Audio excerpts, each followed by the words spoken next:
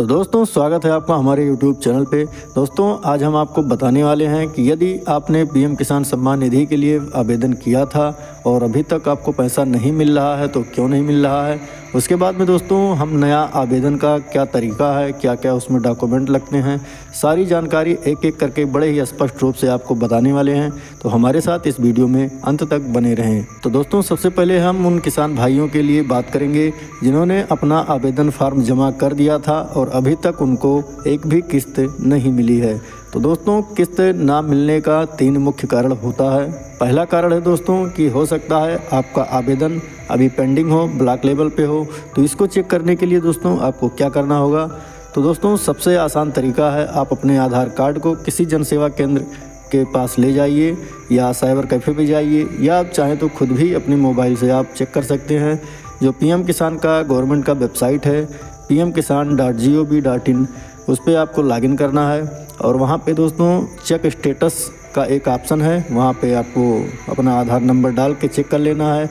अगर उसमें आपका डिटेल शो होता है तो ठीक है, अगर नहीं शो होता दोस्तों तो वहीं पे नीचे वेबसाइट में एक जो है CSC रजिस्टर्ड फार्मर का एक ऑप्शन होता है, उस पर जब आप अपना आधार कार्ड नंबर डालेंगे दोस्तों तो वहाँ पे ये स्टेटस बताएगा कि आपका आवेदन अभी वेरीफाई हुआ है कि नहीं हुआ है। यदि आपका आवेदन वेरीफाई हो गया होगा दोस्तों तो कुछ ही दिनों में आपकी किस्तें आने लगेगी। और यदि आपका आवेदन अभी पेंडिंग में पड़ा है या रिजेक्ट कर दिया गया है तो दोस्तों यदि पेंडिंग में पड़ा है तो आपको इंतज़ार करना है, और यदि रिजेक्ट हो गया है तो आपको फिर से उसको रीसबमिट करना पड़ेगा। तो रीसबमिट करने के लिए दोस्तों यहाँ पे एक टाइप दिया गया है, यहाँ पे जब आप अपना आधार नंबर डालेंगे तो वहाँ पे जो है आपका डिटेल खुल के आ जाएगा। उसमें दोस्तों आपको कुछ नहीं करना है, बस जो आपका पुराना खतौनी था वही खतौनी को एक बार फिर से स्कैन करके अपलोड कर देना है और उसके बाद वो ब्लॉक पे चला जाएगा। ब्लॉक पे वेरीफाई होते ही वो आपका फार्म वेरीफाई हो जाएगा, और जब ब्लॉक से फार्म आपका वेरीफाई हो जाएगा तो फिर आगे भी वेरीफाई होता रहेगा, जिला से भी प्रदेश से भी। उसके बाद कोई दिक्कत नहीं होगी और आपकी किस्तें आना चालू हो जाएंगी। अब हम बात करेंगे दोस्तों कि दूसरा मुख्य कारण क्या है पीएम किसान सम्मान निधि ना आने का। तो दूसरा कारण है दोस्तों कि DBT इनेबल ना होना। इसे दोस्तों आसान भाषा में हम बोले तो जो सरकार द्वारा पैसा भेजा जाता है, सरकारी धन भेजा जाता है, वो DBT के माध्यम से दिया जाता है, यानी डायरेक्ट बेनिफिट ट्रांसफ़र। यानी सरकार और आपके बीच में कोई भी बीच में नहीं रहता, सीधे सरकार पैसा भेजती है और आपके खाते में आ जाता है। तो उसके लिए दोस्तों आधार का एक सिस्टम होता है DBT इनेबल का, तो यदि वो इनेबल नहीं होगा तो आपका पैसा आपके खाते में नहीं आएगा।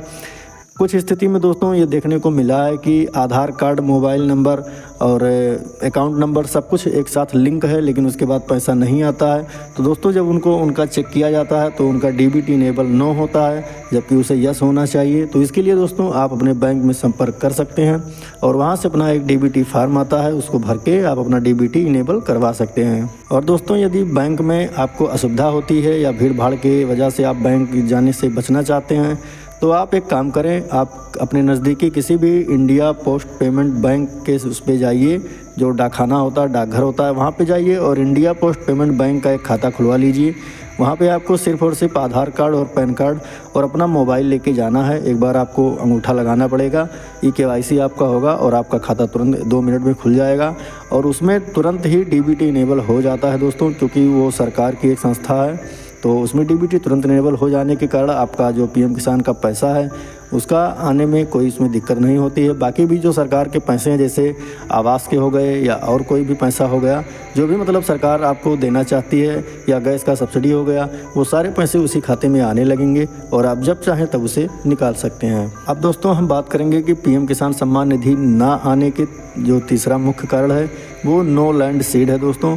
बहुत सारे लोगों को क्या हुआ था कि पहले तो वैसे लेखपाल के द्वारा जिन्होंने अपना खतौनी दे दिया था, सबका फार्म सबमिट हो गया था और आने लगा था, लेकिन बीच में दोस्तों गवर्नमेंट का पोर्टल जब अपडेट हुआ तो उसमें क्या हुआ कि बहुत सारे लोगों का खतौनी हट गया है और जिनका खतौनी हट गया है उनकी किस्तें रोक दी गई हैं। ऐसे बहुत सारे लोग हैं जिनका 5-5, 6-6 किस्तें रोकी पड़ी हैं और उनका नहीं आ रहा है, वो इधर उधर चक्कर काट रहे हैं लेकिन कहीं से उनका काम नहीं हो रहा है। तो उसके लिए दोस्तों आपको इस पे जो इसका गवर्नमेंट का जो वेबसाइट बना है दोस्तों pmkisan.gov.in, इस पे आपको आना होगा और वहाँ से दोस्तों एक ऑप्शन है अपडेट फार्म का। तो वहाँ से दोस्तों जब उस पर आप क्लिक करेंगे तो अपना आधार नंबर डालेंगे, आपका फार्म खुल के आ जाएगा और वहाँ पे आप अपना जो नया खतौनी है दोस्तों खतौनी ध्यान दीजिए कि जो जनसेवा केंद्र से खतौनी निकाली जाती है वो बिना मुहर की होती है, अप्रमाणित खतौनी होती है, वो उसमें नहीं चलेगी। आपको नया खतौनी तहसील से निकलवाना पड़ेगा जिसमें कानूनगो का मुहर होना चाहिए, राजस्व लेखपाल का उस पर या कानूनगो का किसी न किसी का मुहर उसमें होता है दोस्तों, तो वो खतौनी ओरिजिनल मानी जाती है और वही खतौनी को स्कैन करके इसमें अटैच कर देना है। तो आपका जो नो लैंड सीड वाला प्रॉब्लम है वो सॉल्व हो जाएगा और जो आपका पुराना किस्त बचा हुआ है वो भी और जो नया किस्त आने वाला है वो भी, वो सारे किस्तें एक साथ में दोस्तों आ जाएंगी। ऐसा बहुत लोगों का हुआ है कि जिनका 10-10 हज़ार 12-12 हज़ार रुपये आए हैं।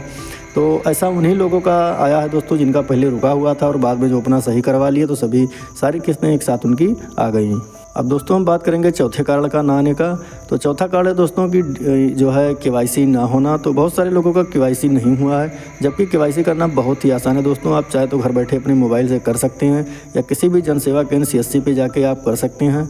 तो केवाईसी आप सभी करवा लीजिए। उसमें आपको मोबाइल अपना ले जाना है, आधार कार्ड ले जाना है और वहाँ पे एक बार फिंगर लगाना पड़ेगा, उसके बाद आपका केवाईसी हो जाएगा। अगर आप वहाँ नहीं जाना चाहते और मोबाइल के जानकार हैं तो आप मोबाइल से भी आप अपना केवाईसी कर सकते हैं। आधार नंबर डालेंगे, आपके मोबाइल पे एक OTP आएगा, जैसे ही आप OTP को उसमें डालते हैं और उसके बाद आपका केवाईसी सक्सेसफुल हो जाएगा। तो दोस्तों ये सब बातें थीं जिनका नहीं आ रहा है उनके लिए।